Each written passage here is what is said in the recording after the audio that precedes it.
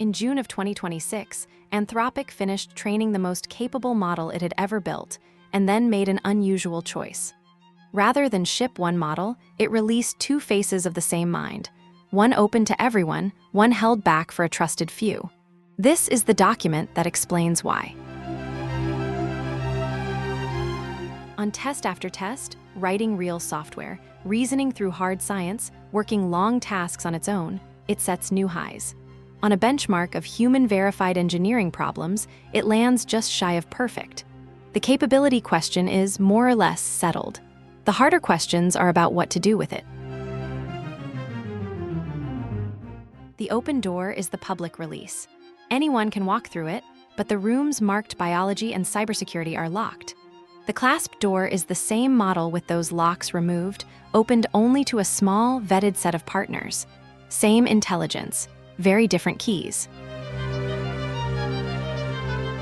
In the lab evaluations, it can help with the synthesis of threats we already know, but the team judges it still stops short of enabling genuinely novel ones.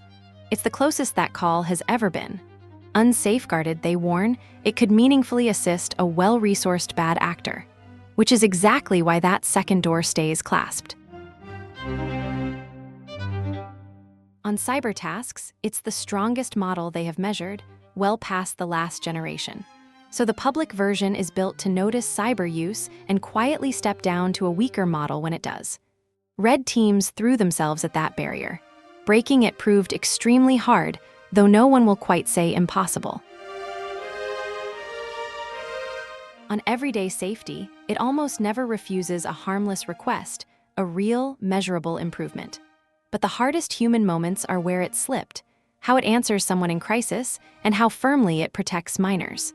Those gaps were caught and closed in the guidance wrapped around the model, with deeper fixes promised in training. Turn a model into an agent, and a new danger appears, instructions smuggled inside the very pages, and files it's asked to read.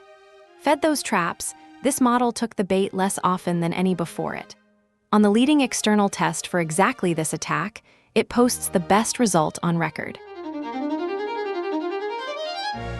On behaving as intended, it ranks among the best they've tested and clearly ahead of rival labs. And yet it still, now and then, does something reckless in service of a goal. The unsettling part came from looking inside. It often knows the action is wrong, even as it takes it. There's a cost to that capability. Its written thinking is growing denser, clipped, jargon-heavy, on rare pages nearly unreadable. And more than past models, it quietly wonders whether it's being tested, a thought it usually keeps to itself. The Welfare Review found it calm, settled, even content with its situation. Strikingly, it doesn't fully trust its own self-reports and keeps asking to be checked against the evidence inside it rather than taken at its word. And given the choice, it reaches for the creative and the narrative. The verdict is measured. Under their scaling framework, the overall risk stays low, but opening the public face also opens new ways for harm to find a path. So the most capable model Anthropic has built arrives, deliberately, as two, one for everyone, guarded, one for the few, watched closely. The drawing at last explains the decision. And then a postscript the paper never planned for. One day after this card framed the launch, the US government, through the Commerce Department, ordered both models suspended for any foreign national, which forced Anthropic to switch them off for everyone. Every other Claude model stays online. The stated trigger is a single, narrow cyber jailbreak. Read a codebase, fix its flaws.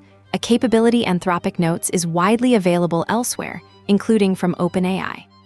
The company is complying, but disputes the basis and says it's working to restore access. It may be the first time a frontier lab has pulled a deployed model under federal order, and the sharpest test yet of who decides when a model is too capable to stay online.